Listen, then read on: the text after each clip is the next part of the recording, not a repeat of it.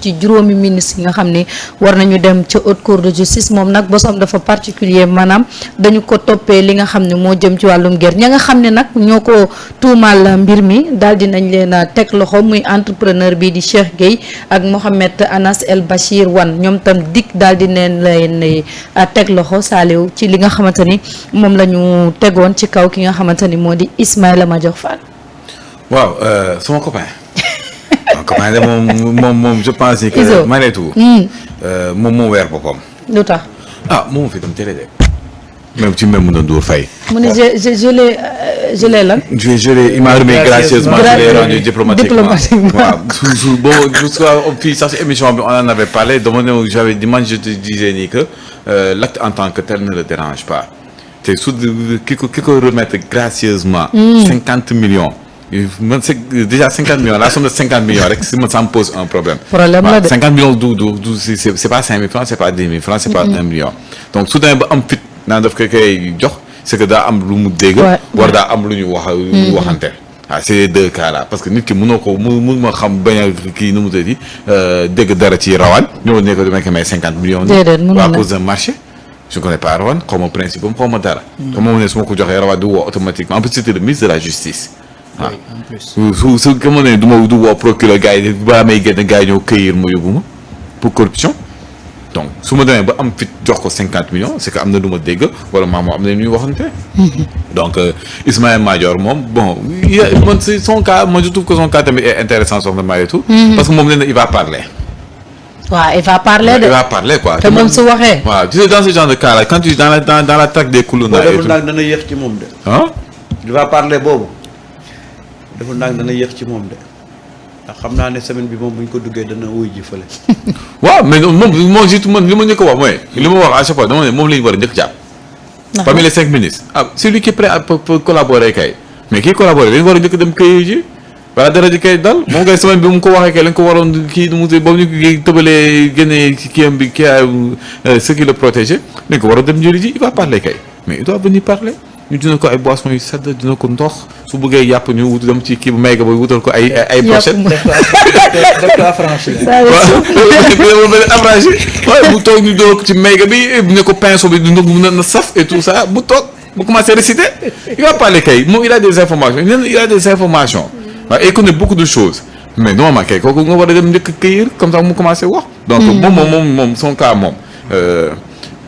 presque personne n'en parle parce que tout le monde s'est dit qu'il s'est tiré lui-même une balle dans le pied waaw comme ça son émission là tiitange moo ko si yóbbu ba mu il a été obligé de se justifier alors qu'on l'accusait de rien du tout waaw moom sax ba mu demee léegi soo ko xam mais kii c'était quoi le problème réellement le problème parce que la plupart des gens disaient mais qu'est-ce qu'il fait ici waaw parce que moom acte de corruption lañ ko toppee donc moom moo dem weer boppam expliquer wax ba tudd ay 50 millions waaw donné gracieusement comment joxee 50 millions gracieusement nii ces entreprises yi nga xam ne ñoom ñëpp ils essaient de faire le maximum de profit dina jël 50 millions di koy maye gratuitement nii. dëgg yàlla non li ma wax te dëgg waaye. te y a des choses yi nga xam ne gis nga Mariétou li ma tax nag l'industrie du miel. ñu war ko sauvegarder.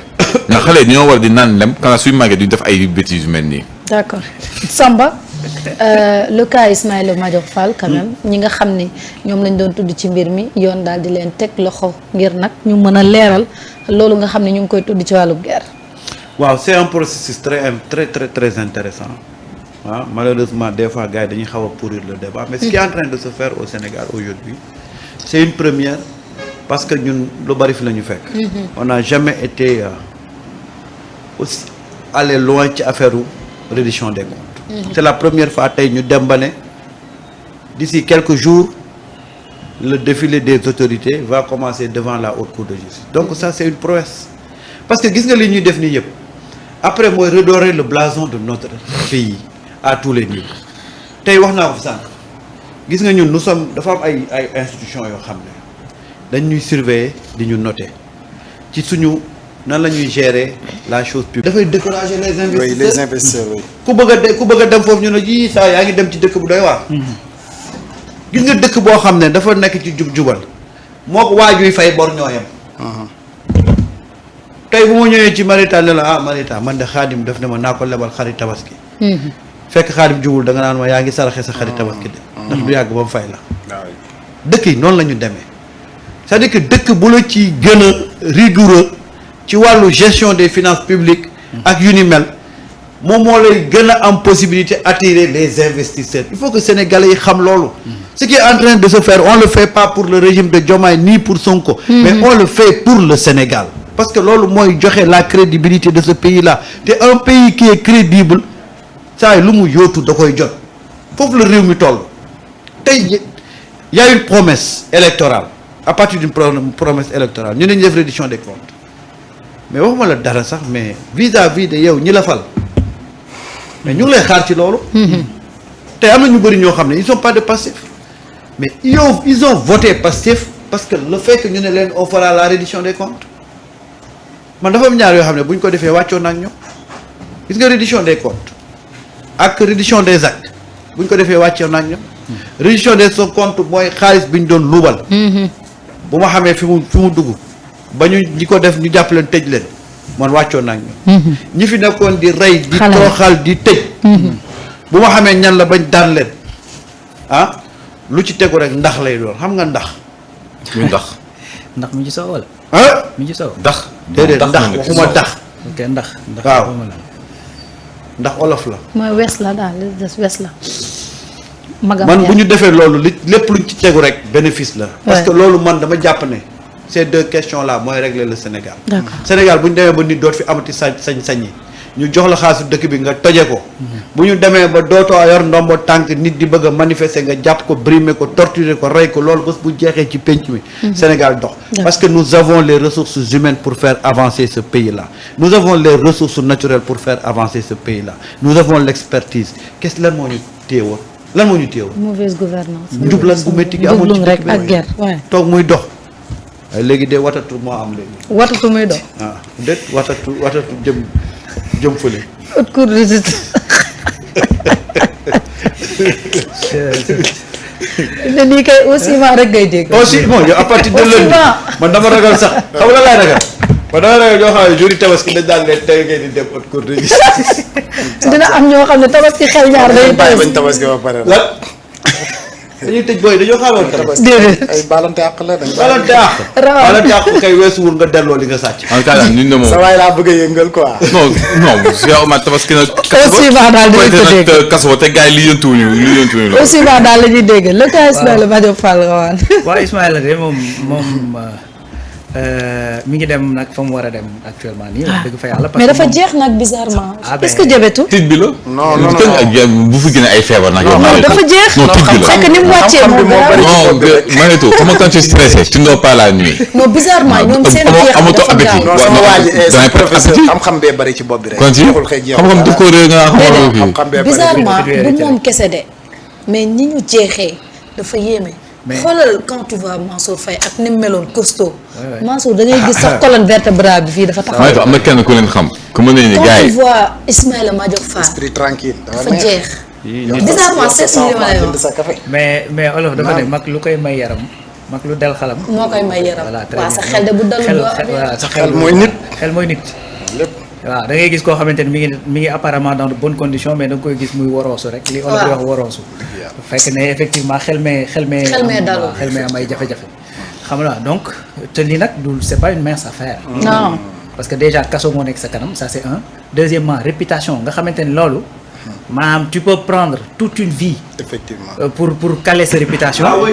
xam nga donc boo ko ñàkkee après pour nga récupérer waat ko c'est autre chose effectivement boole ci da nga yor njaboot yor ay famille yor ñoo xamante ni ay parents et cetera yu demoon c'est-à-dire il y a toutes ces contingents sociales yi nga xamante ni mais day def sa bopp fët moo tax gis nga nit boo bëggee tranquille rek da ngay dox ci lu jub ah mooy dëgg de. voilà parce que gis nga en réalité def loo xam wax loo xam boo tëddee nelaw. mu ngi noonu donc c'est un dossier bu nga xamante ni lu toll ni ministre de la justice nga am fit gu toll ni fekk ko bureau naan da nga koy jox gracieusement 50 millions Mu delloo la ko. ka la ko jox ne non man 250 la ñu waxoon xam nga nga génn sax di ñàkkal fayda chantier bi naan lu tuuti la loolu et puis chantier pour la. votre information ñooñu joxante woon jokkalante woon noonu ñoom ñëpp arrêté nañu waaw loolu loolu laa la wax sax. c'est-à-dire il y a Cheikh Arrêté Gueye qui nañ est leen. arrêté Ouais. et il y a le directeur des constructions moom mi nekkoon Moom tamit, intermédiaire ouais. aussi il est arrêté arrêté nañ leen. directeur des constructions bi ça waaye déjà moom wax ji muy wax sax tàmbali na parce que moo ko pëtaxal moo ni diw la ko jox moo ma koy dil ba ma koy delloo moom laa ko jox moo ko yóbbu xaw ma sax ndax delloo na ko te jokkalante bala ndeysaan voilà donc mi ngi noonu.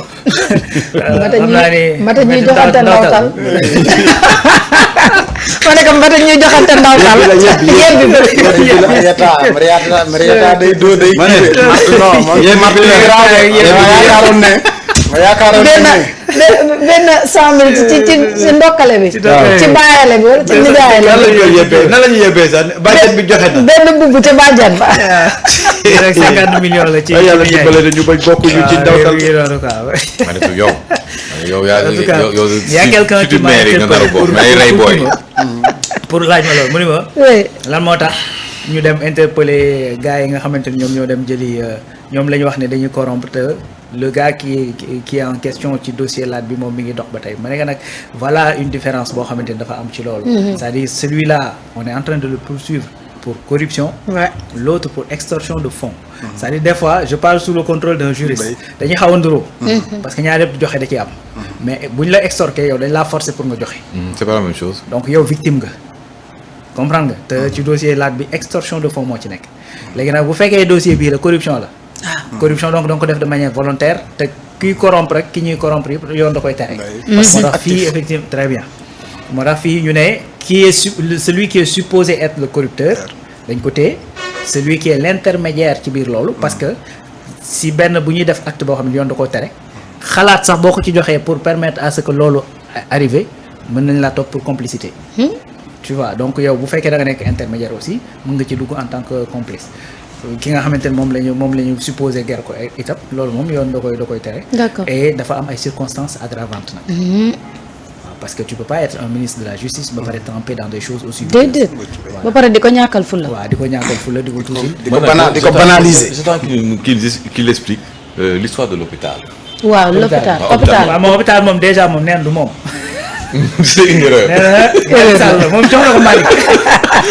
moom nee na avenant dong laa signé. avenant dong laa signé Malick Sall